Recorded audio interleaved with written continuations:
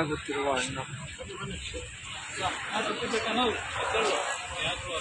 ಭಾರತೀಯ ಸೇವಾ ಸಮಿತಿ ರಾಷ್ಟ್ರೀಯ ಅಧ್ಯಕ್ಷ, ಸಮಾಜ ಸೇವಕ ಹಾಗೂ ಹೋರಾಟಗಾರರಾದ ಹೂಡಿ ಚಿನ್ನಿ ಅವರ ಹುಟ್ಟುಹಬ್ಬವನ್ನು ಅವರ ಕಾರ್ಯಕರ್ತರು ಅದ್ಧೂರಿಯಾಗಿ ಮಾಡಿದ್ದಾರೆ. ಅನೇಕ ಶಾಲೆ ಆಶ್ರಮಗಳಿಗೆ ಒಂದು ಟ್ರ್ಯಾಕ್ಟರ್ ಲೋಡ್ನಷ್ಟು ಅಗತ್ಯ ಸಾಮಗ್ರಿಗಳನ್ನು ದಾನ ಮಾಡಿದ್ದಾರೆ. ಸರ್ವಧರ್ಮಗಳ ಗುರುಗಳ ಮೆರವಣಿಗೆ ಕೂಡ ಈ ಸಂದರ್ಭದಲ್ಲಿ ಮಾಡಿದ್ದು ವಿಶೇಷವಾಗಿತ್ತು. ಹೂಡಿ ಚಿನ್ನಿಯವರಿಗೆ ಹಾಲಿನ ಅಭಿಷೇಕ ಮಾಡಿದ ಕಾರ್ಯಕರ್ತರು ಕೇಕ್ ಕತ್ತರಿಸಿ ಹುಟ್ಟುಹಬ್ಬ ಆಚರಿಸಿದ್ದಾರೆ.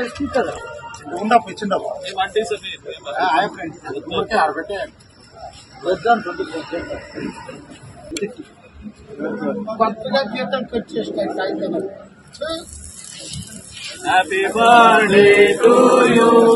Happy birthday to you. Happy birthday to you. Happy birthday to you. ಯಾರ ಕಡೆ ಕೊಡಬೇಕಾಗಿತ್ತು ಮಿಸ್ ಆಗಿರುತ್ತೆ.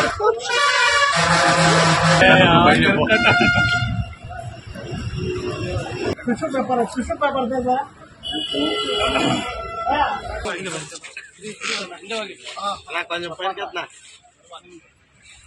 ನೋಡಿ ಗುರು ತಲೆ ಗುರು ಮೇಲೆ ಗುರು ಸರ್ ಸರ್ ತಲೆ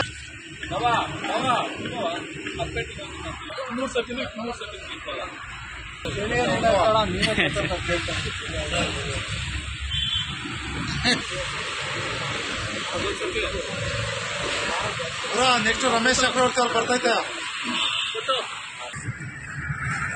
ದೇವ್ರಿಗೆ ಮಾಡೋ ಕೆಲಸ ನಮ್ಗೆ ಇವತ್ತು ಭಕ್ತಿಯಿಂದ ನಿಷ್ಠಾಭಿಮಾನಿಯಿಂದ ಮಾಡಿದ್ದಾರೆ.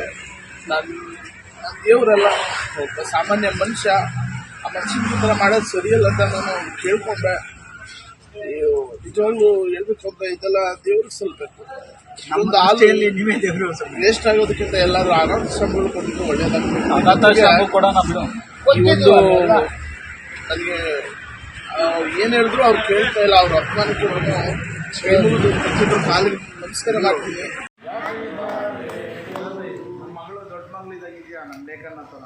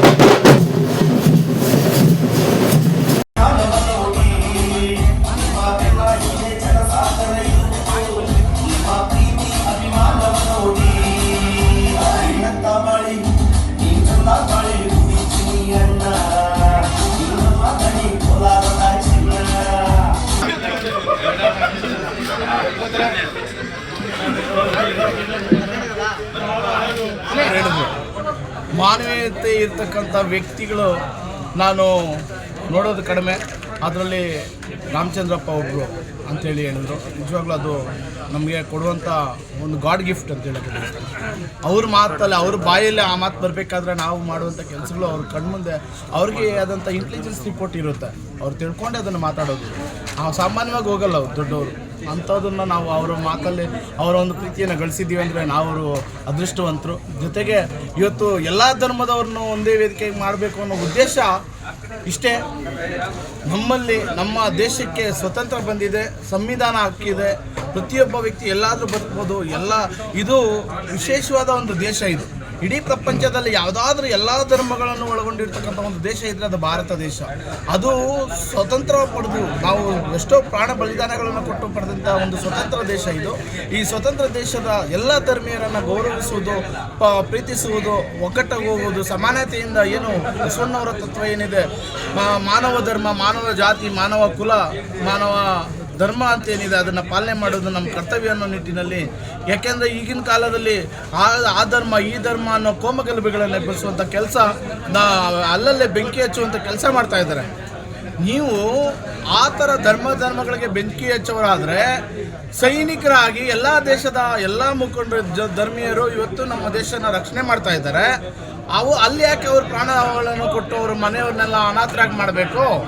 ನೀವು ಆ ಧರ್ಮ ಈ ಧರ್ಮ ಆ ರಾಜ್ಯ ಈ ರಾಜ್ಯ ಆ ಜಾತಿ ಈ ಜಾತಿ ಅನ್ನೋಂಗಿದ್ರೆ ನಮ್ಮ ಸೈನಿಕರು ನಮ್ಮ ದೇಶಕ್ಕಾಗಿ ರಕ್ಷಣೆ ಯಾಕೆ ಕೊಡಬೇಕಾಗಿತ್ತು? ಸ್ವಾತಂತ್ರ್ಯಕ್ಕೆ ಬಲಿದಾನಗಳನ್ನು ಯಾಕೆ ಕೊಡಬೇಕಾಗಿತ್ತು? ಸಂವಿಧಾನ ಏನಕ್ಕೆ ಬೇಕಾಗಿತ್ತು ಇವ್ರಿಗೆ?